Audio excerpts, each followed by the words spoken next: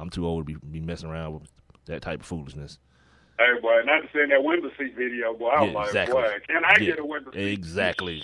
Yeah. Can I get a window seat? That thing right is for here. real. In your face. Man, stop. Yeah, that Badu. Yeah, you mess around and get some Badu Kardashian, it's going to be a problem in your life altogether. Hey, boy. Yeah. Hey, boy. Anyway, this is the Sports Kings podcast. I'm Big Mike. He's Rob Calloway, and we're going to get back to this whole sports thing here. I think Rihanna got that stuff too. Oh, no doubt. No doubt about it. Plus, she one of them island girls too, so she already got that inherent crazy in her too. Man, stop. Yeah, boy. Man, stop. Yeah, boy. Yeah, you ain't got to think about that. You ain't heard that? Whose song is that? Is that Gorilla Zoe? That song, Freaky Like Rihanna. Yeah, dog. That's the name of the song. Oh yeah, yeah. That boy. See, Chris Brown ain't been the same yet. He don't know what color to dye his hair. He keep going to jail. He don't know what's going on. Yeah. Hey, that boy turned to Tupac real quick. Boy. Bunch of stuff going on. Yeah, it's just like certain bras, man. It's just a good idea at the onset. It's a good idea, but afterwards, it's like, damn, it just drives you crazy. Anyway, yeah. After you get it the first time and realize what it is, it's like dope. You got to be real with yourself and be like, I ain't gonna be able to handle it. It's like heroin, dog. It's like heroin, dog. Like that heroin, it just grab a hold of you. Yeah, dog. It's something bad got to happen to you. Like you got to go to jail. Like they said on that documentary about crack a couple years ago, dude was like, first time I hit it, I knew I was hooked. See? I knew I was hooked immediately. Oh God. Yeah, in the world of the NCAA, just an update to a story that we talked about. I don't know, was it last week? The Braxton Miller situation where he took the Instagram photo with the supplements, and the supplement guy was there with him. Last week, and they didn't know if it was going to be a violation, NCAA violation. Well, it's going to be a secondary violation, and Braxton Miller is not going to lose any type of eligibility, so that'll help him out when it's time for him to finally transfer. It's too late now, to be honest with you. Everybody went through spring practice and all that, and whatever, dude. Yeah, he wasted his time, man. I hope he's working on taking handoffs or catching fade routes, because that's what Braxton Miller's going to be doing this year. Not throwing no damn passes unless it's on a reverse or something, halfback toss pass. Oh, Braxton. I mean, I guess maybe it'll work out for him because they was going to ask him to change positions anyway when he got to the league, So. Maybe. But he ain't gonna change position this year, though. So I mean, it's not gonna help. I would immediately, like as soon as summer camp open up, like Coach, put a 30 number on my back. But it don't matter. That's the only way he's gonna be able to play, man. Yeah. Bottom line, he gonna have to learn how to catch some passes, dude. Because the dude that they got playing running back, the kid from last year, guess what? He's a Heisman Trophy candidate. So you're not gonna beat him out either. Oh, Braxton. Oh, Braxton. My man. Follow up as well to the story we've been doing since Thursday on the Religious Freedom Act. A couple of organizations are standing up against it. Pat Hayden, he's the athletic director for the University of Southern California, as well as he's a part of the college football playoff committee. And he says that he's not going to attend any meetings for the committee because they're being held in Indiana, obviously. And his daughter or son, one of his children is gay. So it's a personal matter. It could be him. It could be him. No, it's not him. It's his daughter or his son. And it's a personal matter to him, So he's not going to be attending anything work related or otherwise in Indiana. I mean, you got to think about it, because if he goes to Indiana, he has to purchase things. He has to rent a car. He has to put money into the economy. The same economy who's saying it's okay for anybody who owns a business to discriminate against gays and lesbians and transgender. What if all the major things that are supposed to happen in Indianapolis? What if everybody just boycotts Indianapolis? Well, that's what everybody's talking about. Indiana as a whole just boycotted. That's what people are talking about now. Yeah, because the other story is the chairman of the MAC conference. He's saying they won't have their championship game there. So maybe that lays the groundwork for the Big Ten as well, who was supposed to be having their championship game in Indianapolis as well. So it may be like one of those slow avalanches, but eventually they're gonna have to do something, because now they're talking about just changing the wording or making it more specific. How about this? Just repeal it. Just take it off. Just stop it. It's one of those things that ask yourself the question: do you really need it? You really feel like you need this?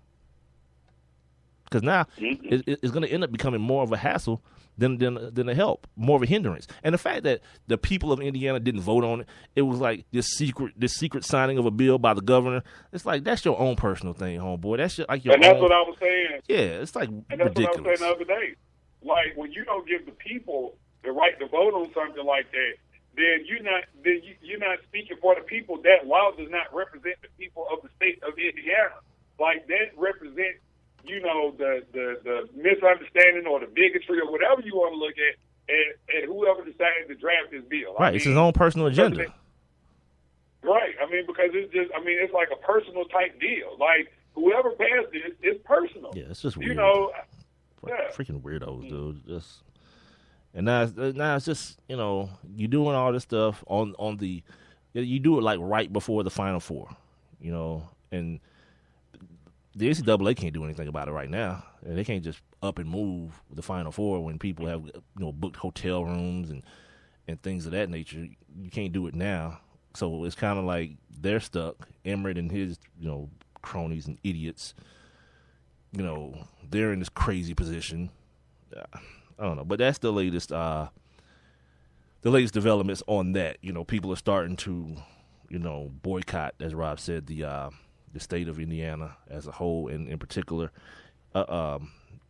Indianapolis. I guess Reggie Miller has spoken out about it. Former Indiana Pacer Reggie Miller spoke out about it. I didn't read or see what he said. I just heard somebody mention it. Same Reggie Miller who said the St. Louis Rams are now my favorite team because they drafted Michael Sam. All right, how's that working out for you, Reg? Like, all the foolish, hyperbolic idiocy. You know what I mean? Just, all right, cool. Other thing that happened today, and this has been a crazy 4 days for Nick Saban and the boys in Alabama. Remember about a couple weeks ago, you was like, Alabama don't never have these problems like Georgia has. Hold on. Yeah, buddy. Hold on. Yeah, 3 and 4 days. Yeah. Just hold on a minute. It's coming. including one that Mark Richt kicked off the stage. Yeah, man. This kid. That dude got a problem, man. This kid, Jonathan Taylor. Well, first of all, Geno Smith, a safety, caught his second DUI while at University of Alabama. The guy Rob just alluded to, Jonathan Taylor, defensive tackle, former Georgia Bulldog, and former now Alabama Crimson Tide, caught two. He actually has a trial pending here in Georgia for a domestic violence. And the reports are that some young lady that he had some dealings with walked into the police station with scratches all over her, saying that this big old dude, this big 300-pound dude, was like trying to choke her out. And it's the same story that the chick in Georgia has, I guess. So he, has allegedly had domestic violence cases or instances against two young ladies on two separate campuses. So now he has been dismissed dismissed from Alabama. Nick Saban had a press conference about it, and they asked him about how he vetted the kid. Who did he talk to before deciding on allowing him to come and be a player at Alabama? And here's what Nick Saban had to say. I spoke to everybody that we could have that had an opportunity to give us some idea of what kind of young man that Jonathan Taylor was. And, and is. And, I still think he's a good person. I think he has a problem and a circumstance and a situation that is not acceptable. And that is his problem. Now, the other player today, Tyron Jones, a running back, got stopped for possession of marijuana. So that's the 3 and the 4 days. But back to this Jonathan Taylor situation, Rob. Nick Saban's been catching a lot of flack over this situation, and I heard Paul Feinbaum talking about how this is probably the biggest mistake of Nick Saban's career. I'm like, what? Yeah. Really? Like, how? Because he can tell the future? Like I'm the dude that always says, like the safest time to fly is like right after 9/11. You know what I'm saying? And then I say that to make the comparison that if you got a human being that's already in trouble, it seems like that'd be a safe dude to sign because most people don't want to get in additional trouble. You know what I mean? Like the odds of that happening are usually pretty slim. It didn't work out in this particular situation, and because the domestic violence thing is such a hot button topic right now. And that's what I was about, and that's just what I was about to say. Is that what this young man has done? Is that he is now put himself in a situation where you might as well say his college career is over. Like no other team, in my opinion, and I could be wrong because there could be another taker out there. But I honestly don't think that another college program will come calling for this dude because you know he has, and I hate the diagnose somebody and not a doctor, but he has some kind of issues for this to be a pattern for him. It's become a pattern. And the thing that Nick Saban talked about as well is that when they got him there, they put him through some like domestic violence counseling, some mental health counseling, and all this kind of stuff. And it obviously still didn't work. To your point, my theory, talent wins out. You know what I mean? If he can find a way to, let's say, beat one of the cases and get probation on the other one, there's some D2 school, some 1AA school that. You got a guy that's so talented he could play for Georgia and Alabama. I don't know what year he's in, so I don't want to start saying that right now. I don't know if he's a junior, senior, what he is. But if he has eligibility, yeah, they'll be takers. If he can find a way to, skirt the charges somehow without doing any jail time, because the jail time thing that's the end game. It's game over then. You go to jail, all your eligibility is up and all that kind of stuff. But if he's a dude that gets some sort of community service and probation and all that, yeah, there'll be some school. Whether you consider that fortunately or unfortunately, that's the world we live in. Talent wins out, and obviously this kid is a talented human being. He can play the game of football if Mark Richt wanted him and Nick Saban wanted him, and they both got him at some point. You dig what I'm saying? Yeah. But it's just one of those things where, like, I look at it, and I know what you're saying about he could catch on with, like, a D2 school or something like that. And I look at a situation like Isaiah Crowell, right? Mm-hmm. He got in trouble at UGA, ended up at Alabama State, had a very successful career in the SWAC, and now he's playing for Cleveland. But in a situation like this, I don't really know if these coaches, and I understand he's a talented young man, but I just don't know if coaches are going to be willing because he's a liability. You know what I'm saying? If you bring this guy in and he's already shown you, that he's, his decision making skills are very questionable, and that he has the ability to be very hostile or volatile, if you will.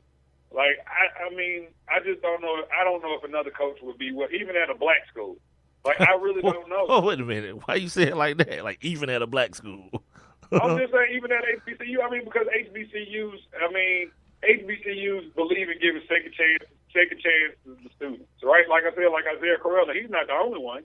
Right. Like, a lot of kids have got an opportunity to go to these schools in the SWAC and MEAC and get their stuff together, and they've gone on to play, in the National Football League or whatnot.